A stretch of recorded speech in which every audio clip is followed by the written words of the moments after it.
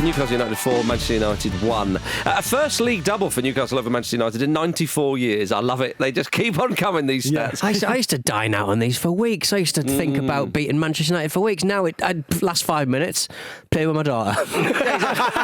You managed to get to the last 5 minutes. You could have had the last 20 with it. Give her a bit more attention. It was beautiful. I mean, I have any dog in this fight. I know Vish does, and Vish getting a lot of stick actually from his catching strays on the Discord from people, other Man United fans on the Discord, saying that Vish is too negative about Man United these days. To which I responded on his behalf, have you fucking seen them play? Also, not as negative as the actual manager of the football club. But it was actually very interesting to watch Newcastle just, slip it down a couple of gears and just speed away. But Man United were like huffing and puffing. Shall we rest some players for Palace in midweek? I mean, dearie me.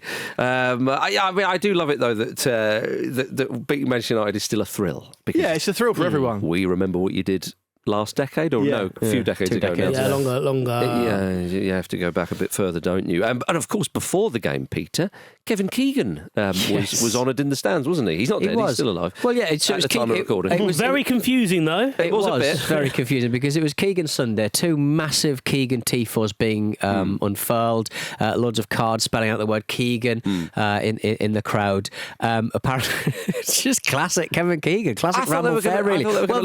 They planned to do this at the Liverpool match before Christmas. They didn't do it for whatever reason, but this time round they planned to do it in this one. An easier fixture. And then, of course, they learned that Eddie Howe was in hospital on Friday. They couldn't reverse course, so they had to do a Keegan tribute in the day that Eddie Howe's in hospital.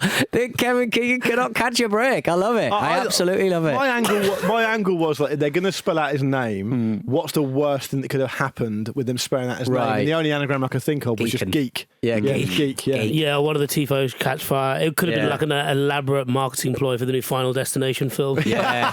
Like we just don't know. I remember once my ex-radio station unfurled a banner for the Lightning Seeds, and then the stage manager said it couldn't be unfurled. They'd spent like thousands of pounds on this massive Lightning Sphere, like tifo effectively for the crowd, and it was very flammable, apparently. Oh, right. Could have burnt a lot of people. So that's what I thought might happen. It might suddenly catch fire. Can I just the game itself? I know this was turned into an absolute disaster for Manchester United, as has become the custom. But there was an amazing move early on, which they almost scored one of the goals of the season. With that amazing Xerxes kind of no-look back heel, and then obviously a fairly good save from Nick Pope. That was really as good as it got, apart from I guess Garnacho getting a goal. It's a lovely goal from Garnacho. It was a lovely finish. Yeah, incredible to see Newcastle just be able to slip through the gears though. In that kind of way against Manchester United. I felt a bit sorry for the goalkeeper Bindia, who came in, of course. Yeah, I know what you mean. Being dropped, it's his job, though, isn't it? After Andre Onana was dropped. It is his job. And he at the start was doing well, but then by the end of the game, he'd very much caught the Man United bug. Yeah, the funny thing about the Onana thing was they really tried to sell the fact that it wasn't a dropping, and I can kind of understand that because Amorim talked about wanting to get him to disconnect and rest up for the big one. If not for Thursday, then from Thursday. Yes. But it was the thing of he's got to disconnect. He needs some time off because he played so badly. Yeah. Yeah. Okay, that's just dropping by another term. Yeah. But the thing with Bayern there, particularly we talk about the error that led to the Bruno Guimaraes goal. A lot of Onana's faults have come from shot stopping. But the times he's made mistakes on the ball, it's been a product of just having no one to show for show for the ball in midfield, and in this particular instance, being pressed by one of the best pressing teams in the league. Now, obviously, Onana, his inability to make saves anymore, it's absolutely right to hammer him and have this opinion of him that he's a bit of a clown, but. Bayern playing in this game was probably, it might have been a good example to other people of just what Onana also has to deal with. Yeah. I understand. When you say about Onana, I'm totally convinced that he and a few of the other players, if they went to another club, they would suddenly Be good again. I mean, again, I know we often mention Anthony and love it, but I think Onana has he's clearly got talent. That's why he had such a price tag, and he was good for Inter.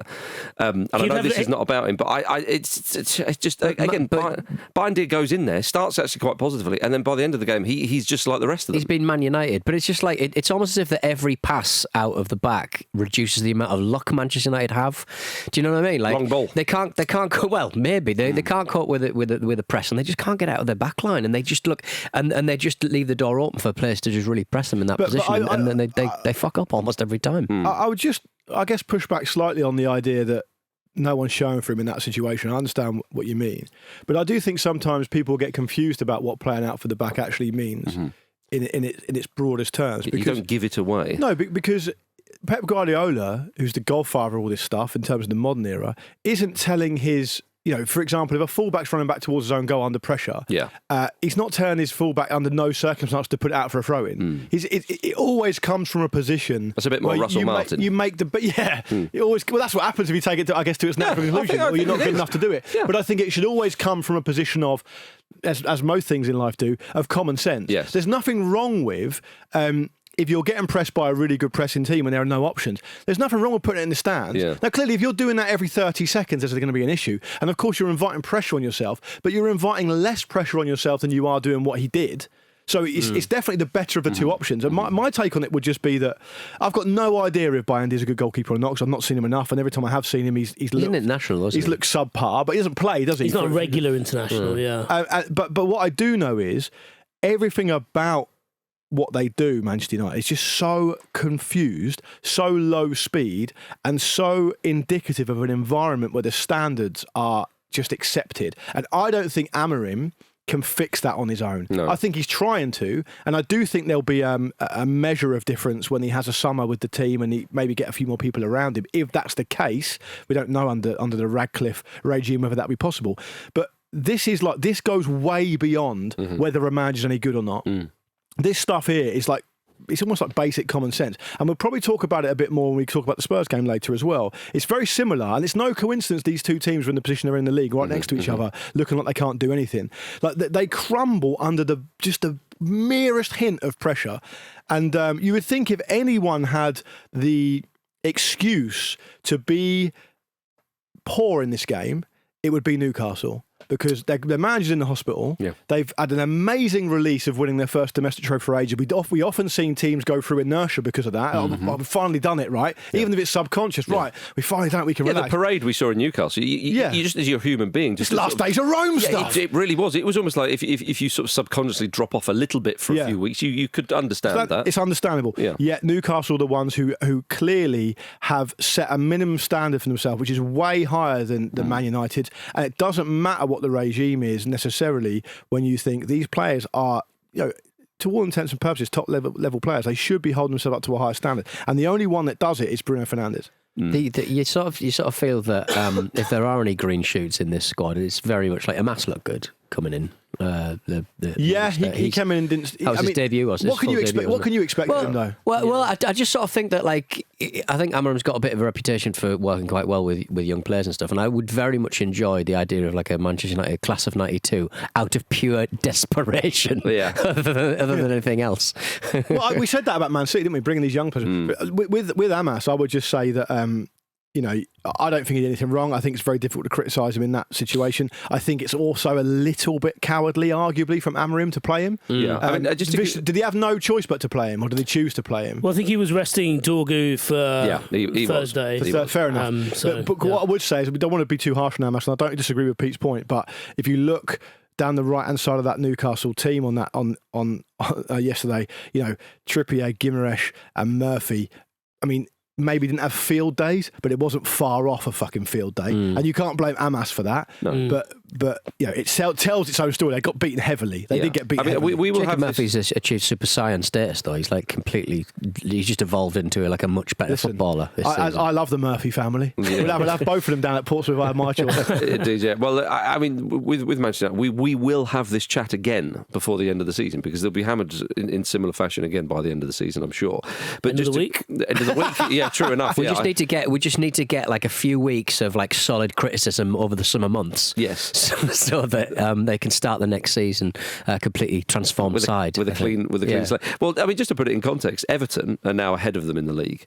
And you think about Everton didn't win any game of football really under Sean Dyche, did they? We'll come on to Spurs. Like if there weren't three absolute turgid football teams at the bottom of this Premier League, this would look absolutely atrocious. Indeed. And I was going to go on to say that Manchester United, after 32 games this season in the Premier League, and with an already relegated side and two sides that have not got a prayer, mathematically, Manchester United are still not safe from relegation. I don't think they're going to go down. No. That's not the point I'm making. The point is that's how piss poor they've been. And they will officially finish with their lowest points total in the Premier League era. You know, so Pete's point just there. You know how there's still a bit of residual annoyance to the fact that Arsenal haven't been able to push Liverpool, especially when you see Liverpool stuttering in different moments. And I realised yesterday that you could make the same argument for the other side of the table, where you can lament how closed off the relegation battle is because of where United and Spurs are. Mm-hmm. Yeah. And that's pretty bad. Well, Vish, why are you not being a bit more positive, though, after everything we've just said? Yeah, that's true. Still in the Europa League, like Spurs. Yeah, it's still in the Europa League. We could still mathematically get relegated. We're probably safe. Imagine if they ended up in Champions League next season. Giving games to youngsters, being progressive by rotating your goalkeeper, a new stadium allowing your goalkeeper to disconnect. A new stadium to look forward to in the future. Exactly. We're in such a luxurious position. In April, we can allow our £50 million goalkeeper to rest and disconnect. Yeah, you see. Why aren't you more in favour and supportive of Ruben Amorim watching his team train from 200 metres away behind a fence? He can't. I tell you what, though, I understand that Amorim. He should have been facing the other way. He should have been. That would have been doing the Poznan. I think on his own. Imagine how that would look while his team are training and the manager 200 metres away turned right around just jumping on the spot. Imagine that. Gary Cottrell from Sky Sports. Yeah, you can come to me live in a minute, but I think he's having a breakdown. I think he's having a breakdown. I don't think we should be filming it. You should put up screens around him. Like a horse at a Grand National. Players use it like a circle. Did you use his? Did you see his? Has he got a shoe on his head and pencils up his nose?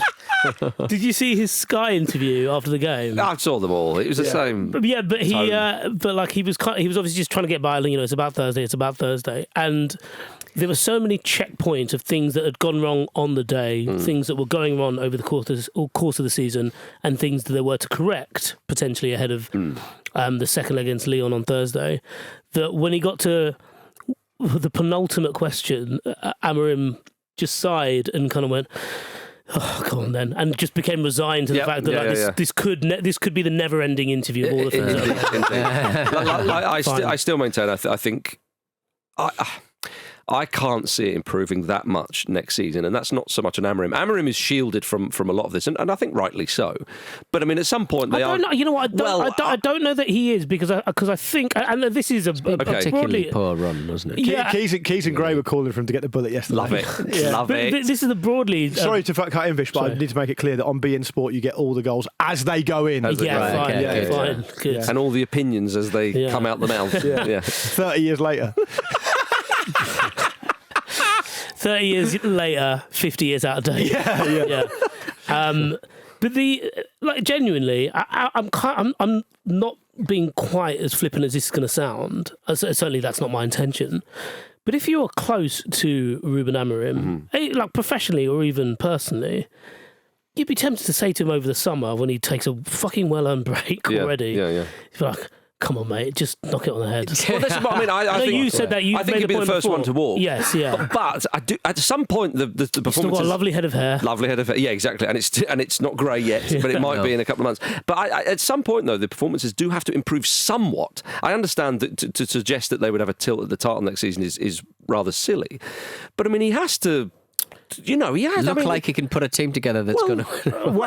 You're right. I mean, you have to have a little bit of improvement. But it comes down to what it comes down to, guys. Is obviously we don't know the inner workings of Ruben Amorim's head and how hard he's taking this, etc., etc. But what we do know is, for him to have any chance whatsoever, and not just him, for any good manager, whether they're experienced like Ancelotti or upwardly mobile like Amorim, what they need is unification and support from the people who actually employ them. Yeah. Right. And he's clearly not getting that because it's totally chaotic. So it may well be he's existing in this kind of... You know that scene in Apocalypse Now? Here we go. Where Martin Sheen turns up at that firefight and the whole village is on fire and he grabs a guy with like 1,000-yard stare and says, "Who's your commanding officer? Who's your commanding officer?" Oh, they're by the river. Yeah, and the guy goes, "Ain't you? Ain't you?" Yeah. It feels a bit like that, right? And that's what I know. This Who's Martin Sheen? Is it Roy Keane? This is walking around. What's going on here? This is how my mind works. That's the first thing I thought of when I saw Amorim 200 metres away watching the training with a 1,000-yard stare. You just can't focus. But what I'm saying is this conversation isn't even necessarily about Amorim because it could be anyone. Amorim does things in a certain way, and certain things will be highlighted. Like he always plays in this certain style. This is what he wants for his players. But it's just a different type of thing that would be highlighted if it was Ancelotti or Mourinho or anyone. I take your point totally. So he may have to make a decision where he says, it's not that the job is like too hard. Or it's anything. just impossible. It's just there's nothing I can do here to affect things. Because to put it in perspective, for him to be able to meaningfully affect things and slightly replicate what he's done elsewhere, because he's not had a huge amount of experience, but what he has done, he's done at Sporting Club de Lisbon Benfica, as we call him, as these European experts call him. Is he's probably going to need to ship out probably about 8 or 9 players and be back to do that and then be backed to bring players in to replace them. And that is just literally impossible in one transfer window. I wonder if it's too much for any manager. But like I said, he's shielded for now largely. But at the same time, at some point in the not too distant future, there needs to have a little something. Marcus, 30th of May. Last game of the season. Go on. Hong Kong international football team away. Come on. They're doing a post-season tour. Of course, season tour. Peter, I'm going to judge him solely on that result. Yeah, okay? Exactly. I think the most dentist chairs all round after. I'd flip it on them. Do you know what I'd say if I was Amorim for that? Yeah. I'd say to them all, if you want to come to that game, if you're prepared to travel to that game, meet me at the airport this agreed time. Yeah. And every single one of them turns up and wants to do it, they're going. Everybody's got the balls to stay home. That's the kind of guy I want. We must talk about Newcastle United, though, Peter. Well, I mean, the highlight for me was Sandro Tonali kicking a ball off one of those sort of markers, the corners in his celebration. Very satisfying. Like a little golf tee. It was like very cool. He's like he suddenly was doing a conversion in rugby.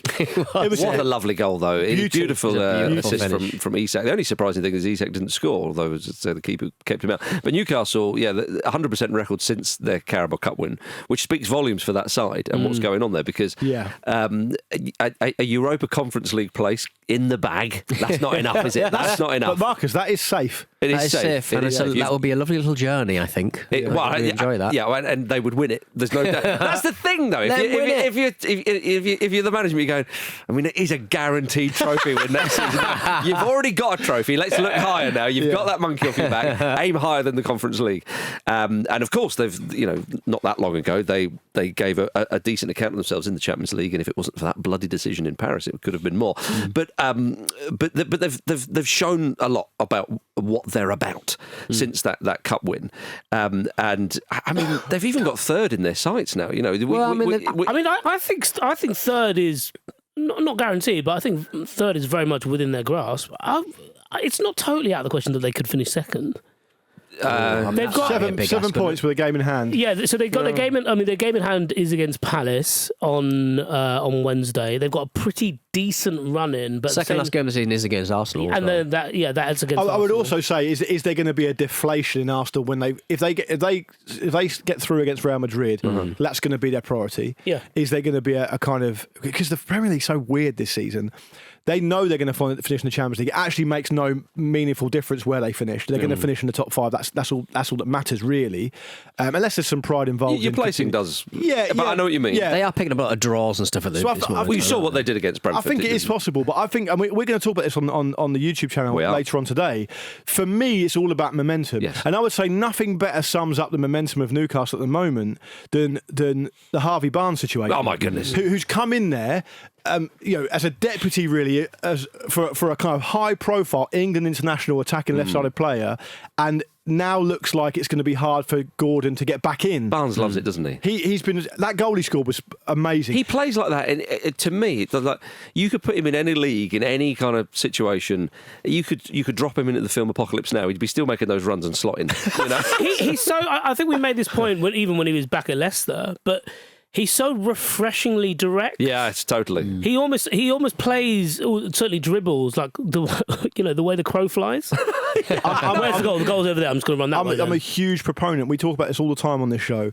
Huge proponent on the positivity and directness of wide forwards like that. I think the way that position has evolved over the years, to get the most out of what you're now expected to do is you've got to be like that. You've got to be positive. You've got to be direct. You've got to want things to happen. And I think particularly I'm talking about his second goal here, where I know Man United leave a gap wide enough. It's like the Red Sea, but Barnes exploits it in a way that makes them look bad, and he also leaves Mazraoui on his arse. And there's ways of going about things, right? It's not just the clothes you wear; it's the way you wear them sometimes. And he looked fucking cool doing that. And his positivity is an incredible boon for Newcastle, who have Gordon as this flagship player. To have really. that competitive. Yeah, to have someone like that pushing him and then and really kind of making hay in a showpiece event. Look, what I would say on Man United's side of it is just that, Luke Shaw got 12 minutes. That's nice. So it is nice. It is nice. Harvey Barnes, England, Pete Donaldson. I mean, do we need another one? We need to talk about it. Yeah. Do we? Right. You're talking to me now. You're talking to me now. Yeah. Yeah, nothing in the running order about England, is there at all? Just double checking that. I've just done a Control and F search. I also wondered. Let's have Jacob Murphy in there. I was about to say, I'm going to choose Barnes or Murphy. He's joint second assist maker in the Premier League, behind Mo Salah. Okay. Have some respect. Okay, fine. You off? What? I'm just taking my jumper off. I thought you were going to reveal a Jacob Murphy England top on. I thought there was a big reveal coming in. Yeah. So Barnes, Kane, Murphy. That's your front three for England? On form. Marcus, we really have got a lot to get through today. Don't tell me you haven't got time for Big Dan Burn pushing a broken down car off a roundabout. No, you've got me back on board. It was my car. England defender Dan Burn spotted pushing a car in Cramlington. There we are. Where the miners derailed that train that time. Imagine if you needed a push with your car, and you're thinking, is there any gonna him? Yeah, that's the man. I tell you what, you just don't see people pushing cars anymore, do you? Oh, you used to see it all the time in the 80s. Come round mine. Well, they're stealing it, Marcus. You live in London, but I would say nostalgia. You used to see it all the time. You just see people push cars all the time. They're always breaking down, aren't they? No, cars just don't break down anymore. We have a thing in my neighbourhood that you can only jumpstart cars. It's just like a little game we play. I respect Dan Burn doing that community thing to help out. It's not quite the gold standard, which is NFL defensive tackle for the New England Patriots, Vince Wilfork.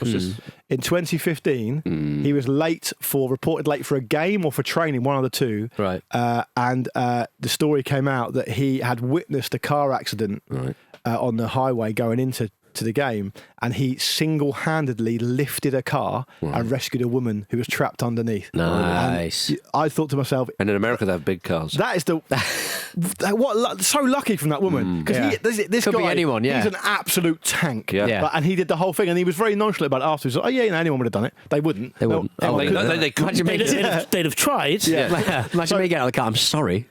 I'm just sorry. But Big Dan Burn might have been able to if he needed to. Yeah. So we're giving him the benefit of the doubt. He'd been buoyed by his England call-up. He'd been full of confidence. But then got the range. You say that you wouldn't be able to help. I mean, perhaps that woman lying under a car, would have found comfort in a man like yourself singing some pulp songs to her. Exactly, right. Don't bring up pulp. Why not? She wouldn't have a good pulp. New album out. Last thing we need. I think it's a good singer. AI video as well. What are you doing, Jarvis? Come on. He's literally trying to appeal to you. Yeah, I know, and I'm annoyed about that because I've got tickets for it in the summer and it's all going to be new stuff, isn't it? Fucking fuming.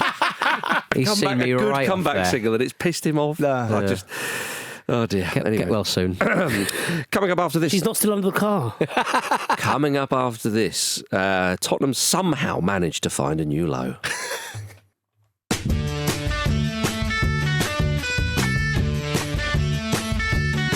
We're going on tour. That's right. Football Ramble Time Tunnel is hitting Newcastle, Birmingham, Manchester, London and Glasgow between the 9th and the 17th of May. Get your tickets by clicking the link in the top corner of this video now. Not getting close. Totti down the line. And Romero better fucking get that. Romero! No, what have you done? No. Say! No. What are you doing? Oh, not bruv. Just got back in the game. What are you doing?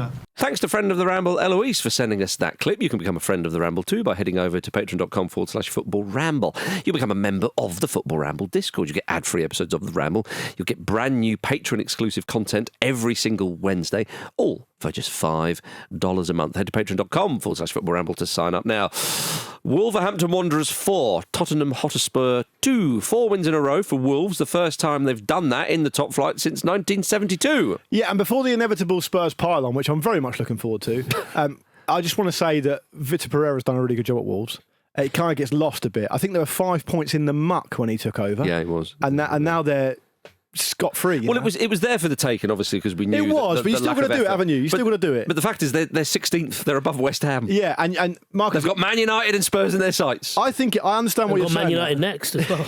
Yeah, lovely old job. I think 5 wins in a row. I think I understand why you're saying that, but I do think the circumstances around why Pereira came in the first place was because they were poor. Yes, so he's got to do a lot of work to kind of lift them to get it going. You're absolutely right. And for them to now be 14, and I know the bottom three have been historically bad, and I know that it's probably only going to take about 25 points to stay up this year. But credit where credit's due. Yeah, but they're 14 points off it now. No, indeed, and also as well that we said at the time that the best scenario for Ipswich and Leicester was that Vitor Pereira, he gets involved in all the arguing and they implode. That was the only thing. Yeah. Whereas actually, with the Mateus Cunha situation, because he was arguing with fans on social media again, we'll come to that in a sec, Pereira, I think, handled it very well. Yeah. So he, the shouty man of, the clips you can find on YouTube, I mean, I suppose they're quite old now. They're probably like 8 or 10 years old. People do mature, I'm led to believe. He's coming there, as you say. He always fancied managing in the Prem, and he's really taken it like a duck to water. I did love this, though. He was asked after the game if he'll join supporters in the pub after their win, after being seen in various pubs in recent week, and he responded, every time. My life here is very simple. Either I stay at home or I go to be with the supporters and get the energy from them to recharge. I love it. I absolutely love it. He was in the Gifford Arms in Wolves, which is a rock pub. They've got coffins for tables. I'm bang up for a bit of that. Coffins for tables? Nice. Bang up for a bit of that. Blimey. I'm surprised you've not got a loyalty card for that picture. That's more of a metal bar than a rock bar. Would you say so? That's ramping it up a bit? Yeah, it's a metal bar, yeah. First points, then the pints. So your indie bar credentials count for anything in a metal bar? Yeah, I think because if you want, there's not really indie bars, is it? It's always a rock bar. It's always just like stinking posters and Metal Hammer magazine. Yeah, but in a metal bar, you are presumably seen as some kind of emo soy boy. Oh yeah, massively, yeah. But I don't know. I think you could go in there as a secret agent. Yeah, looking like. For what purpose? What's he trying to find out? Yeah. Well, presumably not getting their emotions. Yeah, playing metal. They're playing metal in here. Finger to his ear. Yeah, confirmed. Power cards. No kooks can be found. I can see a flying V. The lobster is in the pot. Well, look, Pereira, as you say, Luke, he's having a lovely old time, and he's connected with the club. I mean, that is great, isn't it? I know it's going well. It's unlikely if they'd lost 4 in a row, be going into pubs, but who knows? But why don't more managers do this? It's such an easy win, isn't it? It really is. But can I just say? Remember Mike Ashley in the Newcastle away end at Arsenal? You see it. That's why they don't always do it. It all ends well. But it's easy. I'm not saying anything away from Pereira, but it is very easy to win against this version of Spurs on the day like that day. Nice to score 4 though. But it's almost like saying taking Vitor Pereira to a bowling alley and putting the little buffers up the side, and the bowling ball is the size of a boulder, and the pins are toothpicks. It's a strike, and say, go on, it's 50 chances to get a strike. Get yourself a turkey. Oh, he's done it. Yeah, he's done it. He has done it because Spurs were. And you summed it up perfectly before the break. Somehow, they found new territory to be more embarrassing. Do you remember a few months ago when I said that their season's a write-off, really, unless they could do something in Europa, which might have been an addendum I've attached to that. And, you backfilled that narrative, haven't you? Yeah. No, but I said, though, that with Postecoglou in charge, I think it's just turned sour that the idea of, when he gets the players back, come on, it's about injuries and so on. It took a lot of stick. What are those people saying now, Luke Moore? What are they saying now? No, but you see, though, that obviously Levy out is what they were chanting in the stands and so on. And I've said before, that I do still quite like Ange, and I still think he could do a decent job for perhaps a mid-table side would be an improvement, wouldn't it? I think he's not getting a promotion after this. No, he's not. I think he can cut it in the Premier League as a manager. But the points made about Manchester United and Amorim kind of apply here as well. However, I think that there are more Spurs fans annoyed with Ange than there would be Manchester United fans. Yeah, for sure. They look exhausted. We all spoke about how hard he rides that squad like a rental car, doesn't he? But like unlimited mileage. You've paid extra for the unlimited mileage. I'm going to use it. Yeah, I'm just going to leave it on while I go to sleep. All you said was, "Don't take it out the mainland UK," and I've not done that. I've got it on little risers. I'm just revving the engine going. I've gone around the circumference of the UK. I know you say I'll leave it on while I'm asleep, but you are sleeping in the car. Yeah, exactly. You've not taken it out of first gear. But like once again, this football team, like it's been the same thing all season: winning on possession, losing on duels. Like they are intense. They have a lot of possession, but they don't know what to do with it. They can't defend a set piece. They couldn't do throw-ins at the weekend, which was horrific. That's page one stuff. That is page one. That's a kind of low risk thing you teach the under sevens when they're a bit bored. Actually, I can't do a throw. I would disagree with some of the stuff you said, Marcus, chiefly because I think that I don't think he could manage successfully elsewhere in the Premier League. I think we've got quite a big body of evidence now to show that he's quite brittle in how he does stuff. He's not capable of changing how he approaches things. I'm not just talking about tactics or stuff on the pitch. I'm talking about approach to management of players off the pitch. Look at we hear about reported bust-ups between quite long-serving medical staff there under him. Leaks. Leaks are obviously a bad thing, and that obviously happens much worse at Man United. But I would also say that look at the background of where he's managed before. This is far more intense. The Premier League is so unforgiving and so brutal. And I think if you prove yourself to be this type of manager with this type of approach, you get the results you get. I would also extend that to the way they performed against Wolves and the mistakes that they make. Yeah. It does come down to things like, it's easy to write it off, but there's mistakes and then there's mistakes. Yeah. Vish made a point earlier about how much Newcastle press and force Man United to making mistakes. That's a type of mistake. Other mistakes come from things like concentration, lack of focus, lack of standards. All these things happen and feed into it. Romero, he's a Real Madrid target. And he's doing that. But I don't believe that. I don't. Look, maybe I'm wrong. Based on what evidence, Luke? Yeah, I don't think of.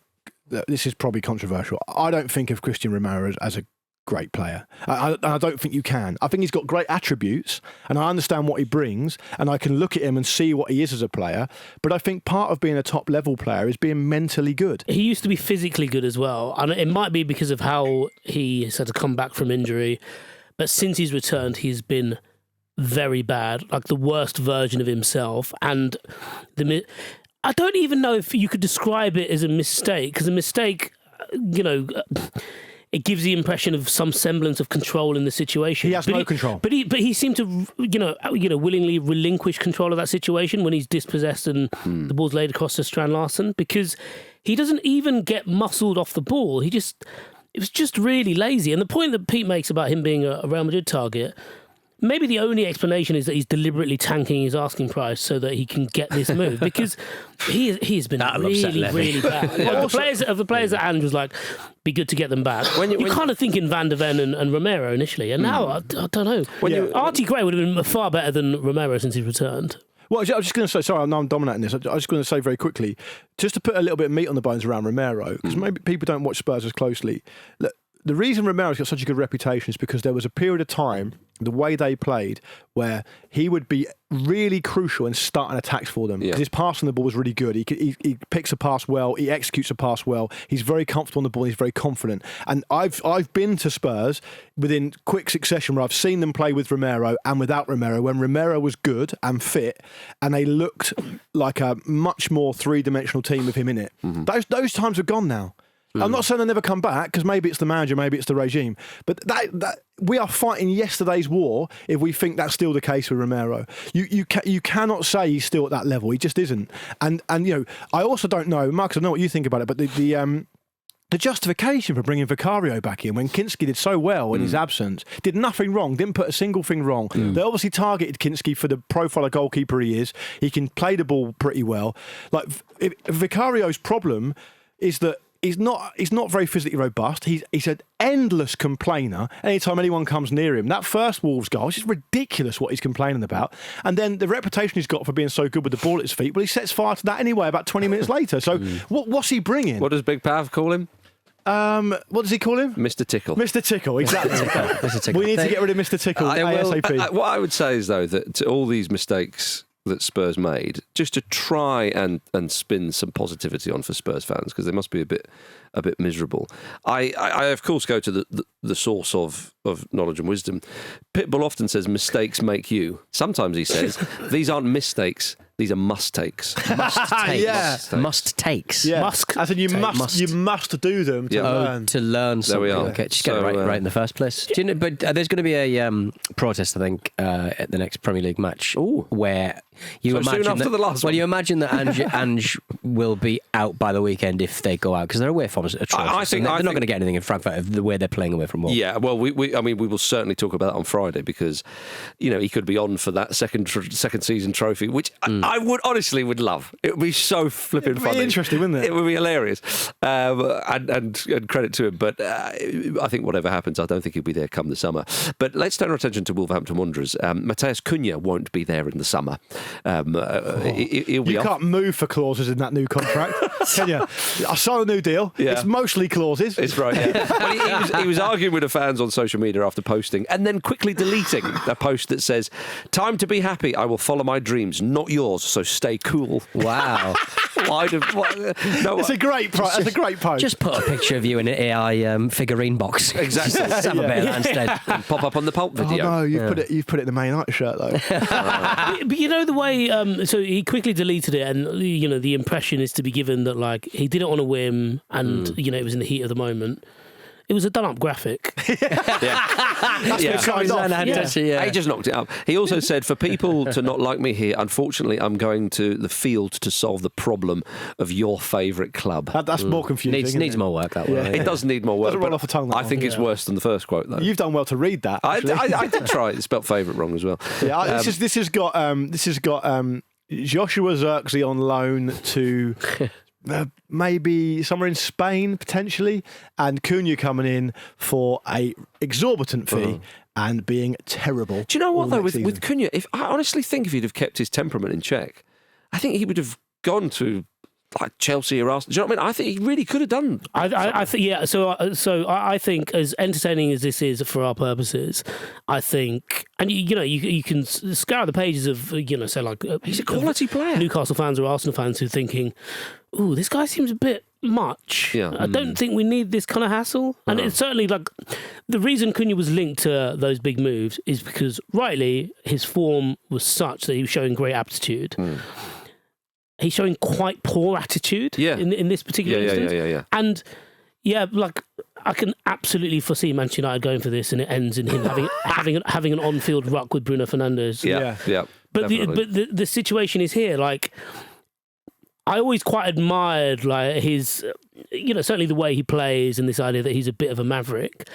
But it feels like, and I appreciate English might be a bit of an issue here, but I feel like he's losing the thread of what it is to like be a footballer and be adored. If you think, I'm only here to like help your team. It's like, yes, that's it. That's exactly the point. That is your job. That is exactly the point. I'm only here to put out the fire. Well, thank you, Mr. Fireman, but that's what we want you to do. That's exactly why people are trying to sign you. But if you see that as such a, this is what I bestow upon you, my greatness for your, for your, small little whims, then it's like, yeah, but he's not the first player to do that. No, he's not. He's not going to put. Why would you say it out loud when you still haven't got that move secured? I agree with you. And the Wolves fans were singing his name though when he came on yesterday, and he scored, and it looked like he was trying to say, "I love you," So, yeah. But I think that the problem for Wolves maybe is that will they have any suitors for Cunha? You would imagine they would, because he's a quality player. But the price tag, and so this all does make some big clubs with a lot of money go. I think he would be worth the gamble for a lot of teams, but maybe he will get a move and he will get a pay hike. Maybe it just might not be to where he thinks it would have been 2 months ago. Al Hilal. Ronaldinho always texts him advice apparently. Well, that's part of his problem. Yeah. What would Ronnie do? Yeah. Yeah, well, he's played with a smile on his face, though. To be fair. Now, gentlemen, before we go for a break, let's turn attention to Spain, if we can. It was revealed last week that La Liga president Javier Tebas is trying to end illegal streaming himself. He's taken it on. He's taken on the challenge. Personal challenge. Yeah. He apparently spends hours in front of his screen watching IP addresses. Is this the best use of his time? I don't know. He's get Doge in there. He's apparently infiltrated Telegram groups that are organising illegal streaming. He spends up to 60% of his day doing this. The league estimated that 600 to 700 million euros are lost each season due to this business. That's when I showed my dad Photoshop. 3 weeks he was banging away in there. Guillermo Rodriguez, La Liga's director of anti-fraud operations. They have someone who should be dealing with this. He says that no La Liga employee would dream of pirating football. I have never heard so much shit in my life. A lot of Pornhub use in the Vatican. Just saying. Just saying. This is very strong Catch Me If You Can areas with Pete in the DiCaprio role. Yes. Yeah, massively. Definitely. I'm not watching La Liga. Because no one is. No one is. I mean, there are a couple of teams people are interested in. Yeah, a couple of teams, yeah. They're losing 600 to 700 million euros each season, Pete. Have a bit of respect. And you're just scoffing at that, yeah. That's money that... That is a lever that Barcelona could do with. Maybe just close that window, open the window, and just watch some of the racism at your grounds. You know. Yeah. Also, I feel like the person who revealed that Tebas is doing this doesn't actually understand what it involves. He spends hours in front of his screen watching IP addresses. It's changed again. Like the fucking Matrix, like green character. Maybe he's just got Google Maps out and he's thinking, right, where's this one from? Right, that's a 55-minute. Oh, it's a 2-hour walk. It's a 5-hour flight. I'm not going to get this. Live Jasmine, fuck off. I like the idea that he's kind of Neo from the Matrix. I do. Yeah. Who about a shitey version like Johnny Mnemonic. Yeah. Gianni Infantino comes down. He's the Lawrence Fishburne character. Wake up, Neo. Look at all the pop-ups. Yeah. People are stealing your football. Wake up. Oh dear. Right, coming up after this, Kevin De Bruyne begins his farewell tour, and Leicester City finally scored. Oh. Man City 5, Crystal Palace 2. Oh, it could have been 3-0, Eza. He's just too excited. Cushion. Everyone was enjoying it, let's be honest. What a lovely finish as well. It was one of those, if we're being totally even-handed, we should be annoyed at Eze because there's no need for him to be off. I know. I tell you, it's a great turnaround for Man City. You can't deny it. It was not... So on the mailbag, it was perhaps not the day for me to say I think Kevin De Bruyne should have left last summer. Yeah. Who saw that coming though? Like that, him and Gundogan. Yeah. Like, where did that kind of? I mean, I'd never heard of Kevin De Bruyne. No, that was true. But I mean, apparently he has been. He's had a lot of injuries and playing with a lot of pain and so on. But I would also say playing elite level football and being such an important part of that and being one of the best players of your generation for so many seasons on end, that is going to take its toll somewhere along the line. It's not criticism of him. It's more of the team, actually. He's got a sit-down planned. There's nothing that's going to spur a man of advancing years on in the promise of a nice sit-down. But it's the fact, Peter, that he has to do that for them. It's not the team that kind of cohesive. Yeah, of course, credit and, some great young players, O'Reilly and McAtee being two of the obvious ones. With that academy, they're always going to produce players. And to be fair to them, they have invested there. All that money that they've got, but with De Bruyne, I mean, it's great that he did that because we can all remember what a player he is. But I don't think the spirit of what you're saying was necessarily that. All right. I just think that a player of that quality is always going to be able to show a glimmer, show a flash, and do something sort of. It was the exception that proved the rule, wasn't it? That we don't know yet, do we? Because he might go on a tear for the rest of the season. but also, it was a week after he himself admitted that he couldn't do it anymore. Yeah. So I don't think that was unreasonable. I mean, it's not unreasonable for what you say. It was the weekend that they were ruled out the title race, so maybe that's just like, well, now I can just enjoy myself. In summary, Marcus, you're absolutely spot on, mate. Great shout. Well, I thought I thought less said about your Mo Salah thing. Yeah, you needed a win. You've had a tough week. I thought he was poor. You've McElroyed it, but you got there in the end. Yeah, I said to Marcus over the weekend, I said, I am usually the shit take Jupiter in this solar system. I bring all the gravity in, take all the attention. Yeah. You've had a little time in the sun with your takes this week, and how does it feel? I can't remember what you're talking about. Well, okay. Okay. Yeah. So you're not experienced enough to deal with the attention as yet. Yeah. You will do over time, though. No, so you're talking about very Republican of you. So I didn't say any of that, and if there was a recording of that, it's probably some AI thing that you've knocked up to stitch me up. Was Elon Musk there when you said that Mo Salah wasn't going to stay at Liverpool? I think he might have been. Marcus, is Elon Musk in the room with us now? He is. I just opened up to see what people were saying about Marcus. No. Yeah, look, Man City, all joking aside, it was a great comeback. And Pep Guardiola, like when he was celebrating when it got to 2-2, I thought, he's just enjoying it now, isn't he? Yeah. It's loose, a bit more loose, and I think that, I don't know, maybe the pressure of not being in the title, is not doing all this, is kind of like, we've got individual quality, let's go out and show it. But they're under pressure to get into the Champions League, surely. They are. And I was disappointed with Palace. I know it's harsh to say because Man City away will always be tough no matter what kind of form they're in. But I just think, they've been such a good away team this season. And defended well. They're perfectly set up for it. And I feel like when that third goal went in but it was disallowed, it felt to me a bit like they were like, the enormity of what we could do here is kind of so big that we're kind of a little bit off of it. And I felt like they lost a bit of focus. And that's easy to say because they conceded 5 goals, for goodness sake. But the disappointing thing for me is in the last 6 or 7 years, they've actually won a couple of times at City. They've shown it can be done. They did it. They beat them 2-0 with Zaha and Conor Gallagher scored. I remember that game. That wasn't that long ago. So it has been done in the recent past for them. I just felt like the overturning of it was very disappointing. And I think to the point where even if that third goal had stood, I still think they would have lost, which is a crazy thing to say. If you look at the stats of a team going 3-0 up, I mean, it's very, very rarely, hardly ever happens. But it just felt like that was how they'd approached it. They didn't really quite know what to do. Shame for Dean Henderson on that free kick, because I don't know what he was doing. Very much on his heels, and he'd done all right up until then. But that was the moment, Vish, where everyone thought, there's an inevitability about this Man City comeback. Yeah, and it also felt like the just to riff on what Luke was saying there, that Palace seemed to think that from that goal, Man City were back. When we've seen there's a body of evidence over this season to suggest that that's their issue has been not being able to have those wave upon waves that they used to when they were blowing teams away, and evidently this is how it panned out.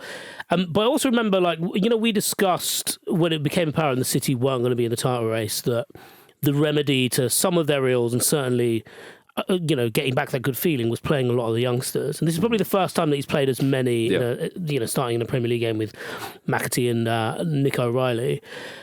Riley, and we've said this a couple of times in the last month when he's played, because he's shown flashes, he's made assists, he's obviously a forward player playing in a withdrawn role at left back.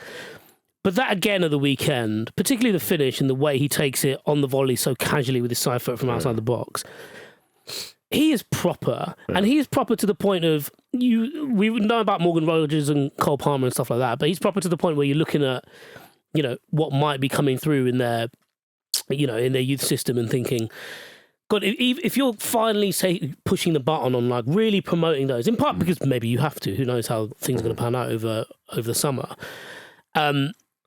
They're so ready now, seemingly, that they just come off the conveyor belt so quickly that you're like, geez, well, there is a way out of this for them. That's annoying. It's really annoying. Although the real hero was the semi-automated offside, Marcus. I'm sure I was about to say, yeah. Yeah. It was nice to see. Something you've been calling for, Peter. I don't think there's any... You've been the only person calling for it. Yeah, I installed it myself. Yeah. I went around every Premier League ground and installed all the cameras myself. Javier Tebas over there. Javier Tebas. Pete's been targeting people's IP addresses that have not been using semi-automated offside. Yeah, exactly. Yeah. So they're all in the Premier League. Internet addresses. I couldn't be more surprised that it worked without a hitch. A mere 7 months after it was supposed to come in. We've only got a couple more weekends where the semi-automatic offsides will fail. I said we'll be like, he was 10 yards onside. There was something fairly recently where it might have been a Champions League game where there was such a crowded penalty area. The didn't work. Oh, that was at Bournemouth, was it? No, because it wasn't in the Premier League. It was a semi-automated one. Yeah. Oh, okay. Sorry. Yeah, the Bournemouth one. Yeah, sorry. Yeah. It wouldn't. There was too many bodies. Right. It's like right. So when you're pitching to get this technology approved, right, and you win the contract for it, right, you must know how many football players are on a pitch. So can it work with that? Can it work with that? They're never in the same area together. Corners. Can we fire through the bodies, like X-ray sort of gamma radiation for 99 minutes? You just see skeletons. Yeah, that'd be brilliant. Let's give it a go. Let's give it a go. I'm not a professional footballer. Let's give it a go. You can see who's got a Prince Albert. You could see the tooth decay in the young players because apparently something like 70% of all youth team players have gum disease, which really fucks with your career. Oh, because of all the gels and stuff. Yeah, gels, sugar drinks, all that stuff. Snoo, maybe. A much better point than the Prince Albert one. But still, though, I would be intrigued. I would be intrigued. Yeah. Well, Man City are now 5th, of course, in the Premier League. It's packed around those Champions League spots. There's just 3 points separating Forest in 3rd and Villa in 7th, which is crazy, of course. So Luke and I will be going through the run-ins for all the teams competing for the Champions League places and offering our predictions on the Football Ramble YouTube channel. So that'll be out today at 6 p.m. So go and check it out. A little tea time treat for you. Let us know your own predictions in the comments because those just passing by on YouTube very much will. Yeah, well, if you want to that's the thing, isn't it? If you want to let us know your predictions, that's fine.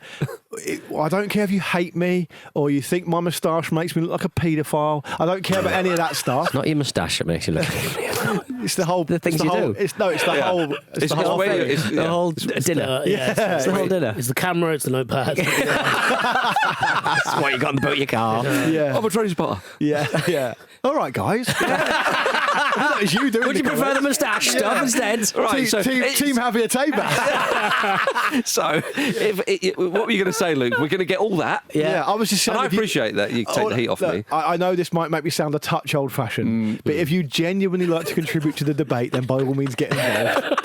A touch old-fashioned. Oh dear. And last night I won the other day about the moustache, saying this. It said something like, "This cunt looks like he's about to send 500 brave men over the top at the Somme." Yeah. I mean, you did it yourself, though. You knew it was going to be a big move. Hang on. You knew there was going to be comments. They're saying you're a high-ranking official in the army. Sending 500 brave men to their death? No, hang on. Where's heavy? No.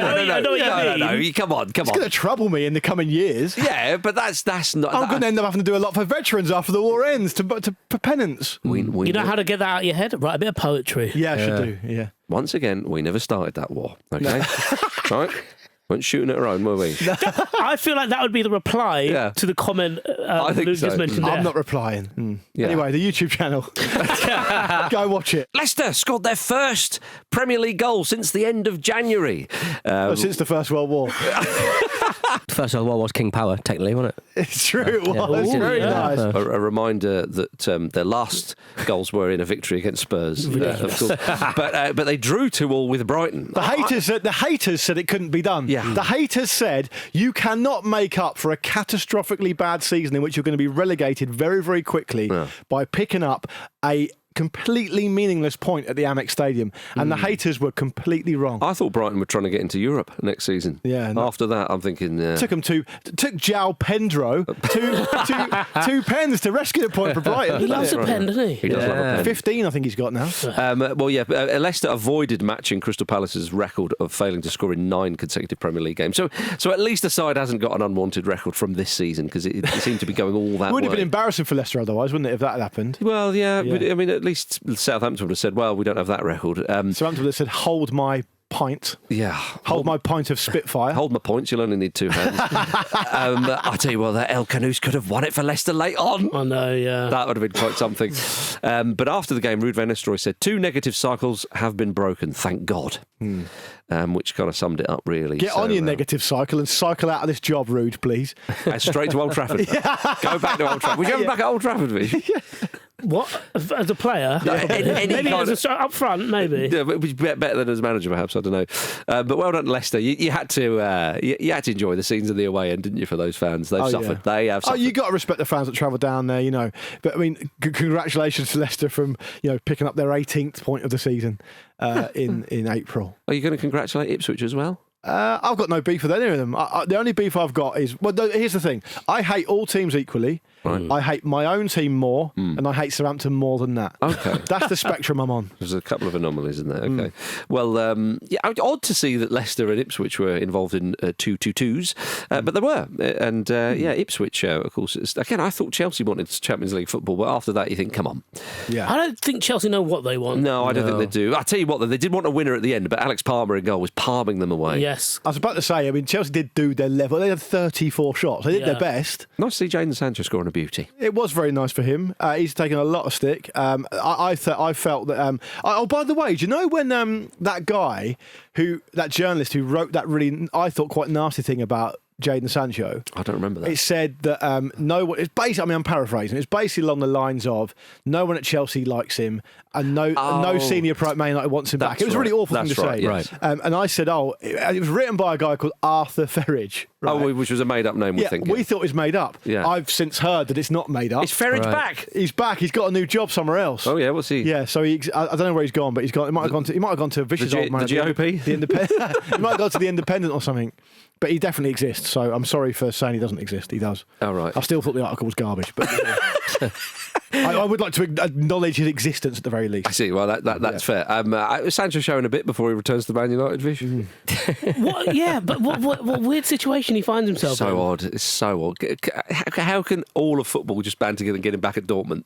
Yeah. I don't think there'll be much sympathy for a Just Giving page for that, would there? Man United and Chelsea need your financial help. Okay, that'd be the opener. Ratcliffe did a video, wouldn't he?